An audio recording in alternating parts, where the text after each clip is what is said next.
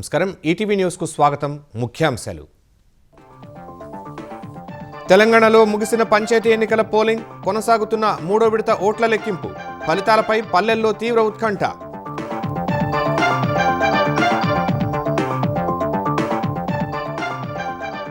మూడో విడత పోలింగ్లో పలుచోట్ల స్వల్ప ఘర్షణలు కాంగ్రెస్ బీఆర్ఎస్ వర్గీయుల వాగ్వాదాలు గొడవలు పెద్దవి కాకుండా జాగ్రత్త పడిన పోలీసులు శీతాకాల విడిది కోసం హైదరాబాద్ వచ్చిన రాష్ట్రపతి ద్రౌపది ముర్ము హక్కింపేట ఎయిర్ బేస్లో స్వాగతం పలికిన గవర్నర్ మంత్రులు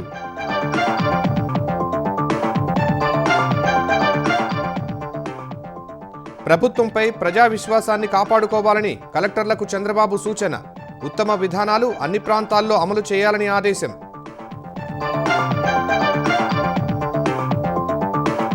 చిత్తశుద్ధితో పనిచేస్తే 15% వృద్ధి రేటు కష్టం కాదన్న సీఎం వ్యవస్థాగత లోపాలతో పని తప్పించుకునే ధోరణి సరికాదని స్పష్టీకరణ గుడివాడలో వైభవంగా ఏఎన్ఆర్ కాలేజీ డైమండ్ జూబ్లీ వేడుకలు ఉపకార వేతనాల కోసం 2 కోట్లు విరాళం ప్రకటించిన నటుడు నాగార్జున ఇథియోపియా పార్లమెంట్లో ప్రధాని మోదీ ప్రసంగం శాంతి భద్రతలు అనుసంధానతలో ఇరు దేశాలు సహజ భాగస్వాములని ఉద్ఘాటన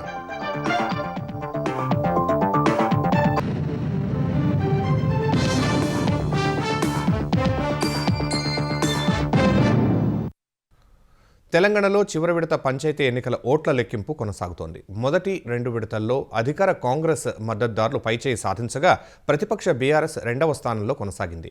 ఈ విడత ఫలితాలపై ఉత్కంఠ కొనసాగుతోంది. అంతకుముందు పోలింగ్ ప్రశాంతంగా ముగియగా మధ్యాహ్నం 1 గంట వరకు 80.78% ఓటింగ్ నమోదైంది. తెలంగాణలో పంచాయతీ ఎన్నికల పోలింగ్ ప్రక్రియ ముగిసింది. రాష్ట్ర వ్యాప్తంగా మూడో విడత పంచాయతీ ఎన్నికల ఓటింగ్ ప్రశాంతంగా సాగింది. 182 మండలాల్లోని 3752 సర్పంచులు 28410 వార్డు స్థానాలకు పోలింగ్ జరిగింది. చివరి విడత పోలింగ్కు గ్రామీణ ప్రజలు పోటెత్తారు. రాష్ట్ర వ్యాప్తంగా మధ్యాహ్నం 1 గంట వరకు 80.78% పోలింగ్ నమోదైంది. రంగారెడ్డి జిల్లా అబ్దుల్లాపూర్ మెట్కు చెందిన లవణ్ కుమార్ అనే వ్యక్తి లండన్ నుంచి వచ్చి స్వగ్రామంలో ఓటు వేశారు. మూడో విడత పంచాయతీ ఎన్నికల్లో 394 సర్పంచ్ స్థానాలు 7908 వార్డు స్థానాలు ఏకగ్రీవం కాగా 11 పంచాయతీలు 116 వార్డుల్లో నామినేషన్లు దాఖలు కాలేదు. 2 గ్రామ పంచాయతీల్లో వేర్వేరు కారణాలతో ఎన్నికలు నిలిపివేశారు. చివరి విడతలో కొన్ని చోట్ల స్వల్ప ఘర్షణలు చోటు చేసుకున్నాయి. మహబూబాబాద్ జిల్లా కొత్తగూడ మండలంలో 2 చోట్ల గొడవలు జరిగాయి. పొగొల్లపల్లి వేలుబెల్లి గ్రామాల్లోని పోలింగ్ కేంద్రాల వద్ద కాంగ్రెస్ బీఆర్ఎస్ వర్గీయులు ఘర్షణ పడ్డారు. పోలింగ్ కేంద్రాల వద్ద ప్రచారం చేస్తున్నారని ఆరోపణలు చేస్తూ దాడులు చేసుకున్నారు. ఇరు వర్గాలను పోలీసులు చెదరగొట్టారు.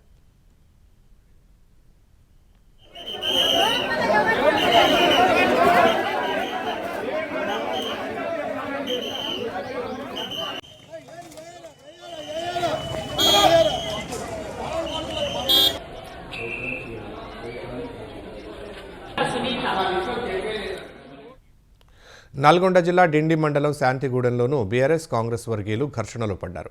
పోలింగ్ కేంద్రంలో కాంగ్రెస్ వర్గీయులు ప్రచారం చేస్తున్నారంటూ బీఆర్ఎస్ ఆరోపించగా పోలింగ్ కేంద్రం నుంచి 2 వర్గాలను పోలీసులు చెదరగొట్టారు.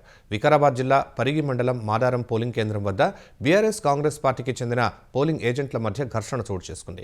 తమకే ఓట్లు వేయాలంటూ ప్రచారం చేస్తున్నారని పరస్పర ఆరోపణలు చేసుకున్నారు. ఈ క్రమంలో ఇరు వర్గాల మధ్య తోపులాట చోటు చేసుకోగా 4గురికి గాయాలయ్యాయి. పోలీసులు ఇరు వర్గాలను చెదరగొట్టారు.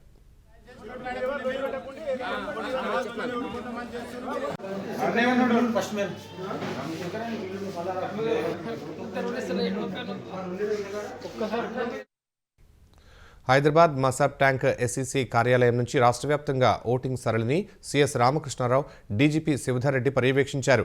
డాష్ బోర్డు ద్వారా ఓటింగ్ సరళి వెబ్కాస్టింగ్ను పరిశీలించారు.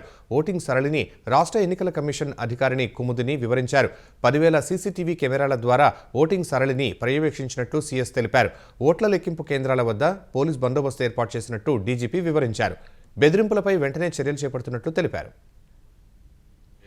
ఎలక్షన్ పోలింగ్ సంబంధించిందే కాకుండా ఎలక్షన్ కౌంటింగ్ అప్పుడు కూడా, తర్వాత మళ్ళీ పోస్ట్ కౌంటింగ్ ఎలక్షన్ అప్పుడు కూడా బందోబస్తు బాగా పెడతాము. దానికి సంబంధించి పెద్ద ఛాలెంజ్ ఏంటంటే కౌంటింగ్ తర్వాత జరిగేటువంటి ఏర్పాట్లని యాక్టివిటీస్ని చూసుకోవడం కూడా అంతే ఛాలెంజ్ మాకు. ఎందుకంటే గెలిచిన వాళ్ళు ఓడిన వాళ్ళు కొంత జోష్లో ఉంటారు, గెలిచిన వాళ్ళు ఓడిన వాళ్ళు కొంత నిర్లిప్తంగా ఉంటారు, కొన్నిసార్లు కొన్ని చోట్ల ఎక్కువ ఓవర్ యాక్షన్ ఓవర్ ఎంతూజియాస్టిక్ అయిపోయి కొన్ని 2 చోట్ల ఇన్సిడెంట్ అయినా ఇంతకుముందు లాస్ట్ సెకండ్ ఫేజ్లో ఫస్ట్ ఫేజ్లో. సో అట్లాంటి ఇన్సిడెంట్ కాకుండా పూర్తి బందోబస్తు చేస్తున్నాము. ఖమ్మం జిల్లా ఏన్కూరు మండలం కొత్త మేడేపల్లి వాసులు గ్రామంలో సమస్యలను పరిష్కరించాలంటూ ఎన్నికలను బహిష్కరించారు.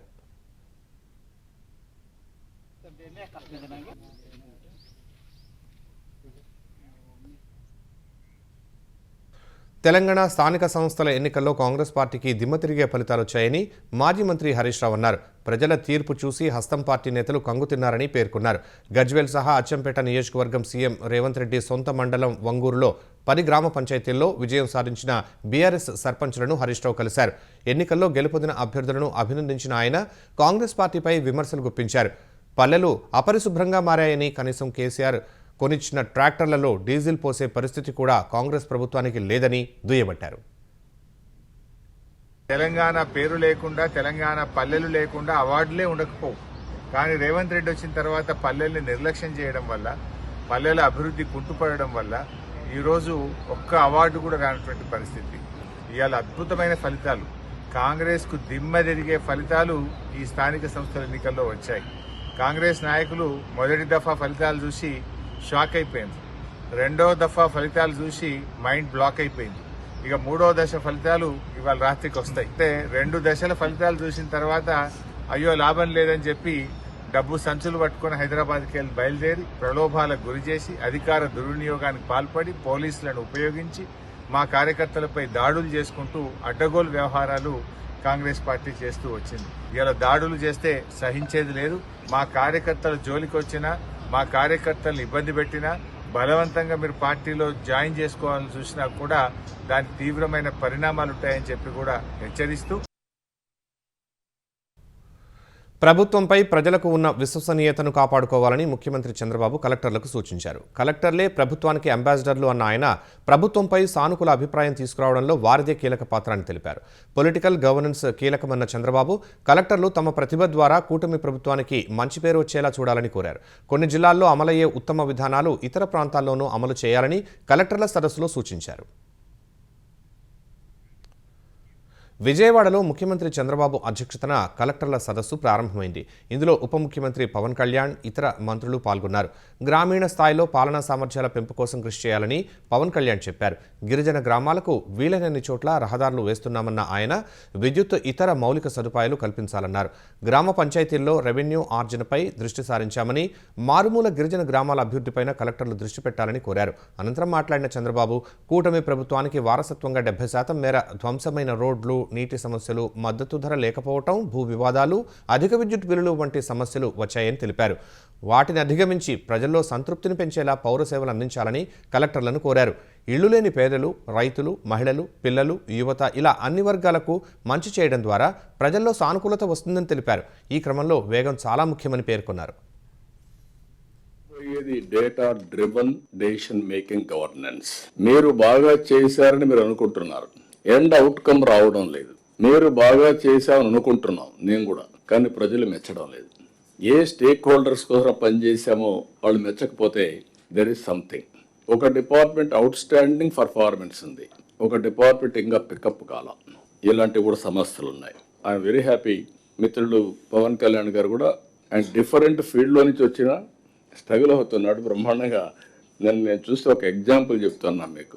ఒక కానిస్టేబుల్ మమ్మల్ని ఒక రిక్వెస్ట్ అడిగాడు, సార్ నాకు ఉద్యోగం వచ్చింది, హ్యాపీ, మా ఊరికి రోడ్డు లేదు, ఆ రోడ్డు చేస్తానని అడిగాడు. నేను డిప్యూటీ సీఎం గారు అక్కడే ఉన్నారు కాబట్టి, పంచాయతీరాజ్ డిపార్ట్మెంట్ వారిదే కాబట్టి నేను చెప్పాను. వారు అక్కడి నుంచి డిపార్ట్మెంట్కి మెసేజ్ ఇచ్చి దానికి 3.9 crores కాస్ట్ అవుతుందని చెప్పి ఎస్టిమేట్స్ తీసుకొచ్చి మీటింగ్లోనే అనౌన్స్ చేశాం. That is the response. మీరు గుర్తుపెట్టుకోవాలి, బాధ్యత కలిగిన ప్రభుత్వం అంటే మీకుండే అధికారాలను దుర్వినియోగం చేయడం కాదు, సద్వినియోగం చేయడం. లక్ష్యాలు నిర్దేశించుకుని అమలు చేస్తే 15% వృద్ధి రేటు సాధన కష్టం కాదన్న సీఎం. నీటి భద్రత, ఉద్యోగ కల్పన, అగ్రిటెక్ లాంటి అంశాల ద్వారా ఈ వృద్ధి సాధిద్దామన్నారు. ఇదే సమయంలో వ్యవస్థలో ఉండే లోపాలతో పని తప్పించుకునే యత్నాలు సరికాదని హితో పలికారు. రెవెన్యూ శాఖలో ఈ పరిస్థితి ఎక్కువగా ఉందన్న ఆయన ఫైళ్లను పరిష్కరించకుండా వేరే వారికి పంపిస్తున్నారని విమర్శించారు. పీపీపీ ద్వారా మెరుగ్గా సేవలు అందుతాయన్న ముఖ్యమంత్రి ఈ విధానంలో మెడికల్ కాలేజీలు నిర్మాణం చేపడుతున్నా అవి ప్రభుత్వ కళాశాలల పేరుతోనే నడుస్తాయన్నారు. మెడికల్ కాలేజెస్ గడచిన నాయకులు మాట్లాడుతున్నారు ప్రైవేట్ చేసేసారని. దాని పేరు కూడా ప్రభుత్వ కళాశాల పక్కన ప్రైవేట్ వాళ్ళ పేరు పెట్టి మేనేజ్ చేసుకుంటూ చిన్న నష్టాలతో వాళ్ళు మేనేజ్ చేస్తారు. ఆస్తి ఎవరిది? మందే. గైడ్ లైన్స్ ఎవరు ఫ్రేమ్ చేసాం? మనమే ఫ్రేమ్ చేస్తాం. దాన్ని రెగ్యులేట్ ఎవరు చేస్తాం? మనమే చేస్తాం. ఇప్పుడుండే సీట్ల కంటే సీట్లు పెరుగుతున్నాయి. 100% out patients free. Government hospitals కంటే బెటర్గా ట్రీట్మెంట్. 70% in patients. మనం పంపించిన ఎన్టీఆర్ వైద్య సేవ పేషెంట్లే ఉంటారు. ఈ రోజు గవర్నమెంట్ హాస్పిటల్ కంటే ఎందుకు ఒకప్పుడు వీళ్ళే సీఎం రిలీఫ్ కర్ణాటక లేకపోతే హైదరాబాద్, చెన్నైకి పంపించారు. వై అంటే గవర్నమెంట్ సర్వీసెస్ అన్నీ కూడా చాలవనే కదా. అలాంటప్పుడు కార్పొరేట్ స్థాయిలో వైద్య సేవలు అందిస్తే మీకు నష్టం ఏంటి? మీరు కంప్లీట్ చేశారు ఈ ప్రాజెక్ట్స్ అంటే కంప్లీట్ చేయలేదు. 500 కోట్ల రూపాయలు రిషికొండకు పెట్టారు. ఆ 500 కోట్లు పెట్టి పర్యావరణాన్ని విధ్వంసం చేశారు. ఆ 500 కోట్లు పెట్టుంటే ఒక 2 కాలేజీలు వచ్చేటివి. కమిట్మెంట్ లేని పరిపాలన ఇది. నేనైతే ఆ పని చేయను, నేనైతే ఆ పని చేయలేను. అభివృద్ధి, సంక్షేమాన్ని సమపాళ్లలో తీసుకువెళ్తున్నామన్న చంద్రబాబు పెద్ద ఎత్తున గృహ నిర్మాణాలు చేపడుతున్నామని, అందరికీ ఇళ్లు అందేలా చేస్తున్నామని తెలిపారు. రాజధాని అమరావతి అభివృద్ధి పనుల్లో వేగం పెంచే దిశలో ఏపీ సర్కార్ కీలక నిర్ణయం తీసుకుంది. Amaravati growth and infrastructure corporation limited ఎండీగా విశ్రాంత ఐఏఎస్ సొంటి వెంకటరత్న శ్రీనివాస్ను ప్రభుత్వం నియమించింది. ఈ మేరకు పురపాలక శాఖ ముఖ్య కార్యదర్శి సురేష్ కుమార్ ఉత్తర్వులు ఇచ్చారు. రాజధాని ప్రాంతంలో ప్రత్యేక ప్రాజెక్టుల అభివృద్ధి, నిర్వహణకు ప్రత్యేక వాహకంగా ఏజీఐసీఎల్ను ఏర్పాటు చేశారు. అమరావతి కోసం తెస్తున్న నిధులను అందుకోసమే వినియోగించడం ఏజీఐసీఎల్ లక్ష్యం కాగా, గతంలో ఎన్నో ప్రతిష్టాత్మక ప్రాజెక్టులకు పనిచేసిన ఎస్వీఆర్ శ్రీనివాస్ను ఆ సంస్థకు ఎండీగా నియమించింది. మహారాష్ట్ర క్యాడర్ ఐఏఎస్ శ్రీనివాస్ 2018 ఏడాది రిటైర్ అయ్యారు. తర్వాత Dharavi redevelopment project, Atal Setu, Mumbai metro వంటి మౌలిక సదుపాయాల ప్రాజెక్టులకు సీఈఓగా పనిచేశారు. సిఆర్డీఏ ఆమోదించిన అభివృద్ధి ప్రణాళికలను అమలు చేసే బాధ్యతను ఏజీఐసీఎల్ ఎండీ హోదాలో శ్రీనివాస్ నిర్వహించనున్నారు. ప్రత్యేక ప్రాజెక్టులను అభివృద్ధి చేసే సంస్థలు, ఆపరేటర్లను ఎంపిక చేయాల్సి ఉంటుంది. ఆంధ్రప్రదేశ్లో చేపట్టిన అటల్ సందేశ్ యాత్రలో తెలుగుదేశం, జనసేన శ్రేణులు కూడా హాజరవుతున్నారని ఏపీకి చెందిన బీజేపీ ఎంపీలు కేంద్ర హోంమంత్రి అమిత్ షాకు వివరించారు. ఈ మధ్యాహ్నం పార్లమెంటు కారిడార్లలో అమిత్ షాను కలిసిన ఏపీకి చెందిన బీజేపీ ఎంపీలు కేంద్ర మంత్రి శ్రీనివాస వర్మ, ఏపీ ఆరోగ్య శాఖ మంత్రి సత్యకుమార్, బీజేపీ ఏపీ అధ్యక్షుడు మాధవ్ సుమారు 20 నిమిషాలు పలు అంశాలపై చర్చించారు. ఈ భేటీలో ఎంపీలు ఏపీలో అమలు చేస్తున్న ప్రభుత్వ కార్యక్రమాల వివరాలను అమిత్ షాకు అందించారు. అటల్ సందేశ్ యాత్ర వివరాలు చెప్పగా, ఈ యాత్రలో టీడీపీ, జనసేన నేతలు హాజరవటం మంచి పరిణామమని అమిత్ షా చెప్పారు. ఏపీ ఆర్థిక పరిస్థితిని అమిత్ షాకు వివరించిన బీజేపీ నేతలు కేంద్రం నుంచి తగిన సాయం అందే విధంగా చూడాలని కోరారు. నేషనల్ హెరాల్డ్ కేసులో న్యాయమే గెలిచిందని కాంగ్రెస్ అధ్యక్షుడు మల్లికార్జున ఖర్గే అన్నారు. రాజకీయ కక్ష సాధింపులో భాగంగానే సోనియా గాంధీ, రాహుల్ గాంధీలపై కేసు పెట్టారని ఆరోపించారు. నేషనల్ హెరాల్డ్ కేసులో ఈడీ ఛార్జ్షీట్ను పరిగణలోకి తీసుకోవటం లేదన్న కోర్టు నిర్ణయం ప్రధాని నరేంద్ర మోదీ, హోంమంత్రి అమిత్ షాలకు చెంపపెట్టు లాంటిదని విమర్శించారు. మనీ లాండరింగ్ అభియోగాలను న్యాయస్థానం తిరస్కరించడంతో మోదీ, అమిత్ షాలు తమ పదవులకు రాజీనామా చేయాలని డిమాండ్ చేశారు. నేషనల్ హెరాల్డ్ కేసులో సోనియా, రాహుల్లకు కోర్టులో ఊరట లభించిన వేళ మల్లికార్జున ఖర్గే పార్టీ నాయకులతో కలిసి మీడియా సమావేశమయ్యారు. కేంద్ర ప్రభుత్వ కక్ష సాధింపు రాజకీయాలను బట్టబయలు చేస్తామని ఖర్గే తెలిపారు. పార్లమెంటు సహా ప్రజాక్షేత్రంలో బీజేపీపై పోరాటం కొనసాగిస్తామని చెప్పారు. కేంద్ర దర్యాప్తు సంస్థల దుర్వినియోగంపై దేశవ్యాప్త ఆందోళనలు చేపడతామని కాంగ్రెస్ ప్రధాన కార్యదర్శి కేసీ వేణుగోపాల్ భేటీ తర్వాత తెలిపారు. ప్రాంతీయ శాంతి, భద్రత, అనుసంధానం విషయంలో భారత్, ఇథియోపియాలు సహజ భాగస్వాములని ప్రధాని నరేంద్ర మోదీ పేర్కొన్నారు.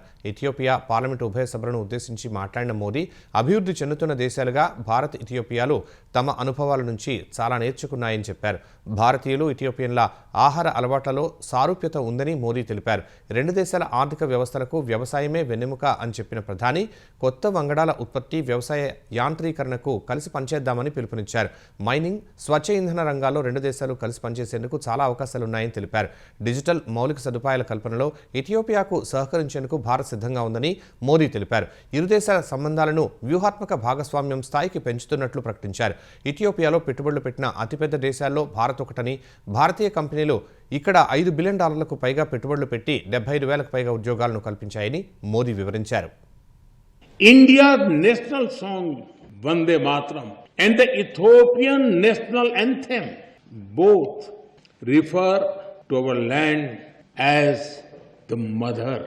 They inspire us to take pride in the heritage, culture, national beauty and protect the motherland. Nearly 2,000 years ago, our ancestors built connections across great waters. Across the Indian Ocean, merchants sailed with spices, cotton, coffee and gold. But they traded more than goods. They exchanged ideas, stories and way of life. In modern times, our relationship entered a new era. Indian soldiers fought alongside Ethiopians for the liberation of Ethiopia in 1941. రాష్ట్రపతి ద్రౌపది ముర్ము శీతాకాల విడిది కోసం హైదరాబాద్ చేరుకున్నారు. హకీంపేట విమానాశ్రయానికి చేరుకున్న రాష్ట్రపతికి governor Jishnu Dev Varma, ఉప ముఖ్యమంత్రి భట్టి విక్రమార్క, మంత్రులు శ్రీధర్ బాబు, సీతక్క స్వాగతం పలికారు. ఈ నెల 21 వరకు బొల్లారం రాష్ట్రపతి నిలయంలో ద్రౌపది ముర్ము బస చేయనున్నారు. ఈ సందర్భంగా నగరంలో జరిగే వివిధ కార్యక్రమాల్లో పాల్గొనడం సహా పలు ప్రాంతాలను సందర్శిస్తారు. ఈ నెల 19న ఉదయం 11 గంటలకు రామోజీ ఫిల్మ్ సిటీని సందర్శిస్తారని సంబంధిత వర్గాలు తెలిపాయి. ఈ నెల 22న మధ్యాహ్నం గ్రూప్ ఫోటో సెషన్ తర్వాత సాయంత్రం 4:30 రాష్ట్రపతి ద్రౌపది ముర్ము తిరిగి ఢిల్లీ వెళ్లనున్నట్లు పేర్కొన్నాయి. ఉపాధి హామీ పథకం పేరు మార్పుపై కాంగ్రెస్ అనవసర రాద్ధాంతం చేస్తోందని బీజేపీ తెలంగాణ అధ్యక్షుడు రామచంద్రరావు అన్నారు. ఉపాధి హామీ పథకాన్ని సరైన పద్ధతిలో ప్రజల్లోకి తీసుకెళ్లింది బీజేపీ ప్రభుత్వమేనని ఆయన తెలిపారు. గతంలో ఎన్టీ రామారావు పేరు విమానాశ్రయానికి ఉంటే రాజీవ్ గాంధీ అని మార్చలేదా అని ప్రశ్నించారు. మహాత్మా గాంధీని నిజంగా గౌరవించేది బీజేపీ మాత్రమేనని స్పష్టం చేశారు. నేషనల్ హెరాల్డ్ అంశంపై బీజేపీ రాష్ట్ర కార్యాలయాల ముందు ధర్నాలు చేస్తామని ప్రకటించడం సరికాదన్న రామచంద్రరావు, రాహుల్, సోనియా గాంధీ బెయిలుపై ఉండి ఇలా మాట్లాడటం తగదని హితవు పలికారు.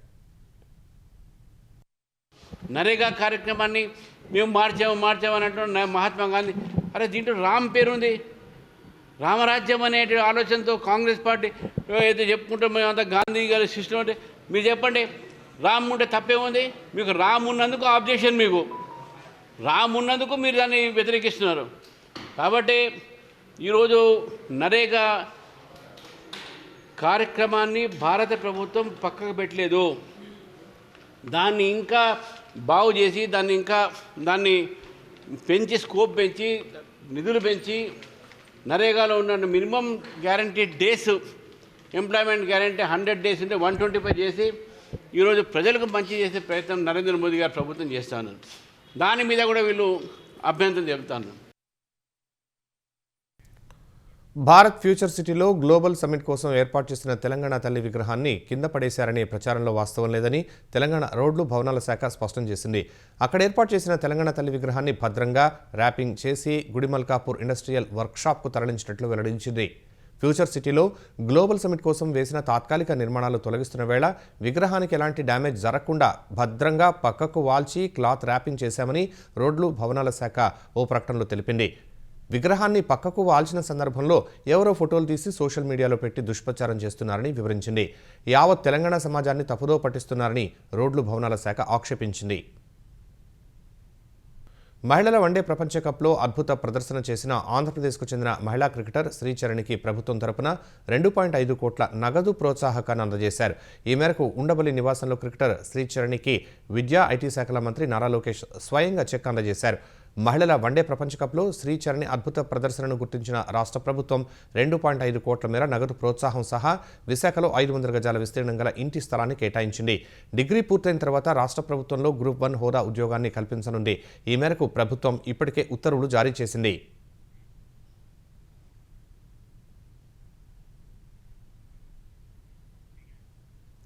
విద్యార్థులను చదువులో మరింత ప్రోత్సహించాలనే ఉద్దేశంతో అక్కినేని కుటుంబం తరపున గుడివాడ ఏఎన్ఆర్ కాలేజీలో స్కాలర్షిప్ కోసం 2 కోట్లు ఇస్తున్నట్లు హీరో అక్కినేని నాగార్జున ప్రకటించారు.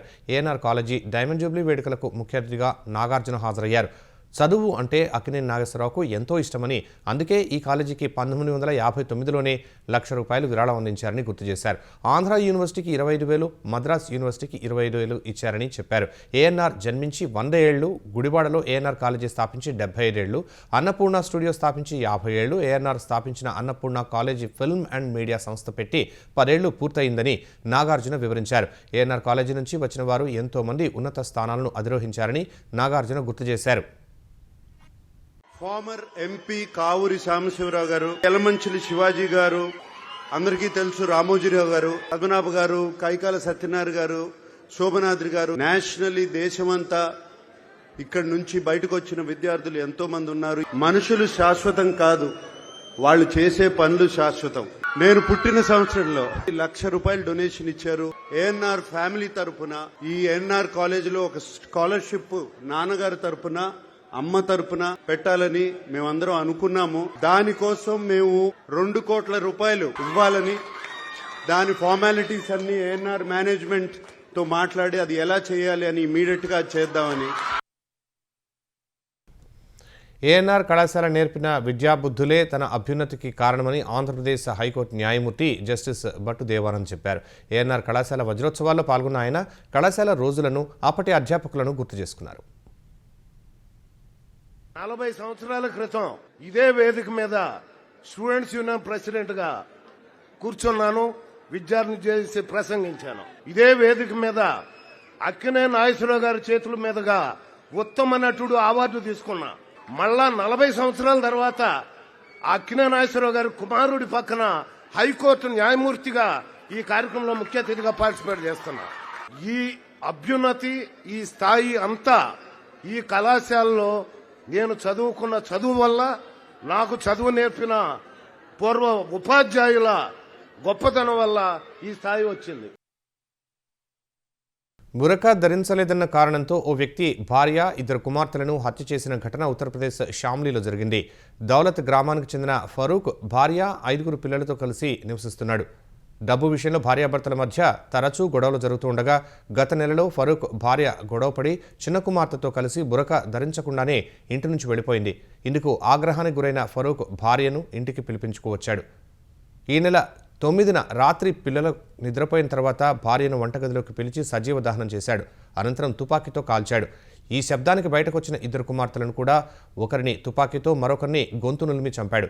3 మృతదేహాలను ఇంటి ఆవరణలో మరుగుదొడ్డి నిర్మాణం కోసం తవ్విన 9 అడుగుల గుంతలో పాతిపెట్టాడు. 2 రోజులు ఫరూక్ పిల్లలు కనిపించకపోవడంతో గ్రామ సర్పంచ్ ఇచ్చిన ఫిర్యాదుపై పోలీసులు దర్యాప్తు చేశారు. అన్ని కోణాల్లో విచారించిన పోలీసులు ఫరూక్ను తమదైన శైలిలో ప్రశ్నించగా అసలు విషయం బయటకొచ్చింది.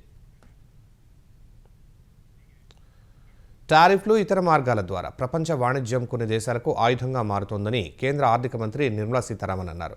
ఇలాంటి పరిస్థితుల్లో భారత్ ఆచితూచి వ్యవహరించాల్సిన అవసరం ఉందని చెప్పారు. దేశ ఆర్థిక వ్యవస్థను బలోపేతం చేసుకుంటే అదే మనల్ని కాపాడుతుందని పేర్కొన్నారు. టైమ్స్ నెట్వర్క్ ఇండియా కాన్క్లేవ్ 2025లో నిర్మలా సీతారామన్ పాల్గొన్నారు. భారత్ను టారిఫ్ కింగ్ అన్నవారే వాటిని ఆయుధంగా మలుచుకుంటున్నారంటూ అమెరికా అధ్యక్షుడు డొనాల్డ్ ట్రంప్ను ఉద్దేశించి నిర్మలా సీతారామన్ పరోక్ష వ్యాఖ్యలు చేశారు. భారత్పై అమెరికా ఇప్పటికే పెద్ద ఎత్తున సుంకాలు విధించింది. ఇటీవల మెక్సికో సైతం భారత్పై సుంకాలు విధిస్తున్నట్లు ప్రకటించిన వేళ నిర్మలా సీతారామన్ ఈ వ్యాఖ్యలు చేశారు. సుంకాలను ఆయుధంగా మలుచుకోవాలని భారత్ ఏనాడూ అనుకోలేదని ఆమె స్పష్టం చేశారు. సిడ్నీలోని బోండీ బీచ్ కాల్పుల ఘటనలో నిందితుడు నవీద్ అక్రమ్పై 59 నేరాల కింద అభియోగాలు మోపినట్లు పోలీసులు తెలిపారు. ఇందులో 15 హత్య కేసులు ఉన్నట్టు చెప్పారు. ఆదివారం బోండీ బీచ్లో నవీద్, అతడి తండ్రి హైదరాబాద్ మూలాలు ఉన్న సాజిద్ అక్రమ్ యూదులపై విచక్షణారహితంగా కాల్పులకు పాల్పడ్డారు. ఈ కాల్పుల్లో 15 మంది చనిపోగా 42 మంది గాయపడ్డారు. వెంటనే అప్రమత్తమైన పోలీసులు కాల్పులు జరపగా 50 ఏళ్ల సాజిద్ మరణించాడు. అతని కుమారుడు నవీద్కు బుల్లెట్ గాయాలు కాగా ఆసుపత్రికి తరలించి చికిత్స అందిస్తున్నారు. బోండీ బీచ్ దాడిలో మరణించిన ప్రతి బాధితుడికి సంబంధించి ఒక హత్య కేసు, ఉగ్రవాద చర్య కింద మిగతా అభియోగాలు నమోదు చేసినట్లు పోలీసులు తెలిపారు. అమెరికాలోని వాషింగ్టన్ రాష్ట్రాన్ని భారీ వర్షాలు, వరదలు అతలాకుతలం చేశాయి. గత వారం రోజులుగా ఎడతెరిపి లేకుండా కురుస్తున్న వర్షాలకు పసిఫిక్ ప్రాంతంలోని ఇళ్లు, కాలనీలు నీట మునిగాయి. పసిఫిక్ మహాసముద్రం మీదుగా ఏర్పడిన తుపాన్ల కారణంగా క్యాస్కేడ్ పర్వత ప్రాంతాల్లో దాదాపు 61 సెంటీమీటర్ల వర్షపాతం నమోదవగా నదులు పొంగిపొర్లుతున్నాయి. 10 కౌంటీల పరిధిలో వరదల్లో చిక్కున్న సుమారు 600 మందిని సహాయ బృందాలు రక్షించాయి. వాషింగ్టన్లో నష్టం తీవ్రంగా ఉందని గవర్నర్ బాబ్ ఫెర్గుసన్ తెలిపారు. వరద ఉధృతి సహా కొండ చర్యలు విరిగిపడే ప్రమాదం, విద్యుత్ అంతరాయాలు ఇంకా పొంచి ఉన్నందున నష్టం వివరాలు ఇప్పుడే పూర్తిగా అంచనా వేయలేమని అన్నారు. హెచ్చరిక బోర్డులను దాటి వరద నీటిలోకి వాహనాన్ని నడిపిన ఓ వ్యక్తి మరణించినట్లు తెలిపారు. చాలా చోట్ల రహదారులు కొట్టుకుపోయాయని, అనేక గ్రామాలు నీట మునగడం సహా కొన్ని చోట్ల కరకట్టలు తెగిపోయినట్టు వాషింగ్టన్ గవర్నర్ వెల్లడించారు. ఢిల్లీలోని బంగ్లాదేశ్ హైకమిషనర్కు భారత్ సమన్లు జారీ చేసింది. బంగ్లాదేశ్లోని భారత దౌత్య కార్యాలయానికి బెదిరింపులు, భారత్కు వ్యతిరేకంగా బంగ్లా నేతలు చేస్తున్న రెచ్చగొట్టే వ్యాఖ్యలకు నిరసనగా ఈ సమన్లు జారీ చేసినట్లు తెలుస్తోంది. ఈ మేరకు ఢిల్లీలోని బంగ్లా హైకమిషనర్ మహమ్మద్ రియాజ్ హమీదుల్లాకు విదేశాంగ శాఖ సమన్లు ఇచ్చింది. బంగ్లాదేశ్ ఎన్సీపీ నేత హస్నత్ అబ్దుల్లా ఇటీవల భారత్కు వ్యతిరేకంగా వివాదాస్పద వ్యాఖ్యలు చేశారు. బంగ్లాను అస్థిరపరిస్తే 7 సిస్టర్స్ను ముట్టడిస్తామని హెచ్చరించారు. ఈ క్రమంలోనే తాజా సమన్లు జారీ అయినట్టు తెలుస్తోంది. గత ఏడాది విద్యార్థుల ఆందోళన తర్వాత షేక్ హసీనా ప్రధానిగా రాజీనామా చేసి భారత్లో ఆశ్రయం పొందుతున్నప్పటి నుంచి ఇరు దేశాల మధ్య సంబంధాలు దెబ్బతిన్నాయి. భారత్కు వ్యతిరేకంగా అక్కడి నాయకులు పలు వివాదాస్పద వ్యాఖ్యలు చేస్తున్నారు. భారత్ వీటిని ఎప్పటికప్పుడు ఖండిస్తూనే ఉంది. ఈటీవీ న్యూస్ సమాప్తం. నమస్కారం.